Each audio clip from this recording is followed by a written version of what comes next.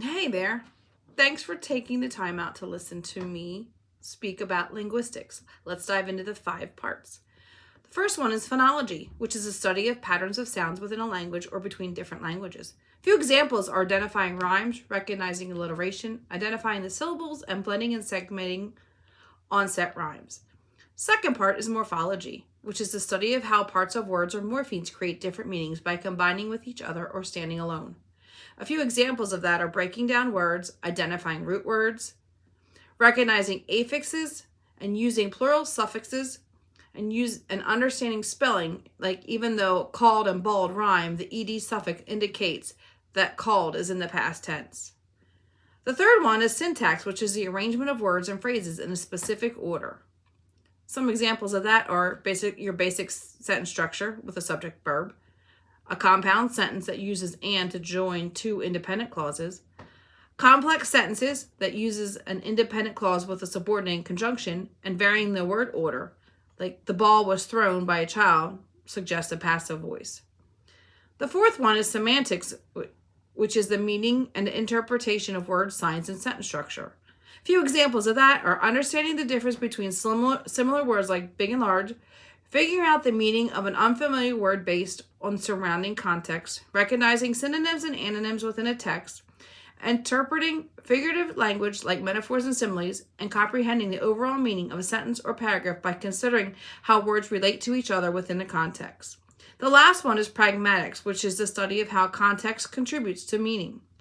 Examples of this are using words like here, this, or that, which rely on the context to understand the meaning, maintaining eye contact and using appropriate facial expressions, managing personal space, following conversational rules by waiting for your turn to speak, using phrases like please and thank you to be respectful.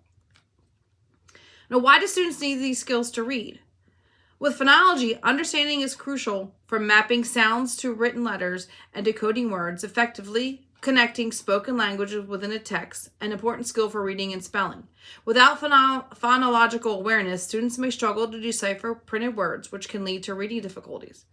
Morphology helps students to decode new words, expand their vocabulary, and improve reading comprehension. Essentially, a grasp of morphology enables students to infer the meanings of unfamiliar words by recognizing familiar components within them, making reading smoother and more efficient.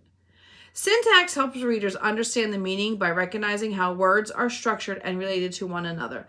This forms the foundation for comprehending complete text. Strong semantic skills are necessary for accurately interpreting what they read and gaining knowledge from the text, which is a core of reading comprehension. Pragmatics understanding goes beyond merely decoding words. It allows students to interpret the full context and meaning of what they read, an essential component of effective reading comprehension. So why is it important to understand these components to support students with exceptionalities? This knowledge allows teachers to identify where a student is struggling to design targeted interventions. For speech difficulties, teachers can use visual aids to provide explicit instruction on sound articulation to help improve pronunciation. Language comprehension, teachers can break down complex sentences, offering vocabulary support and using visual cues can enhance understanding. Teachers can also implement strategies to assist students with learning disabilities in developing their sentence structure and grammar skills. For ELLs, teachers can provide culturally relevant materials, adapt language complexity, and utilize translation tools when necessary that can be beneficial. There are many research-based instructional strategies to support language and literacy development in early childhood students. Here's just a few. An Elkanon box helps students build phonological awareness by segmenting words into sounds or syllables. Here's the steps on how to use an Elkanon box. Pronounce the target word slowly, stretching it out by sound, and have the child repeat it. Draw boxes or squares on a piece of paper or board with one box for each syllable or phoneme.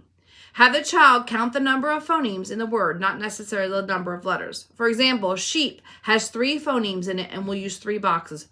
1 for SH, 1 for EE, and 1 for P. And direct the child to slide one manipulative for each cell of the Elkanon box as the word is repeated. Another activity is alphabet matching, matching uppercase to lowercase. Children are going to draw a card from the lowercase letter card deck and say the letter name aloud. They're going to match the lowercase letter to the corresponding uppercase letter on the alphabet chart. You're going to say the letter that it represents, and you're going to write the letter in lower and uppercase on a recording sheet. You're going to do this until all the letters are matched or the time ends. So sum it up, phonology, morphology, syntax, semantics, and pragmatics are key components of linguistics. We as teachers need to understand these components are vital parts as children begin to learn to read and write. We should be able to recognize why children need these skills, how we can support the ones with exceptionalities, and be able to provide classroom activities to help children support in children's linguistic journeys. Thank you.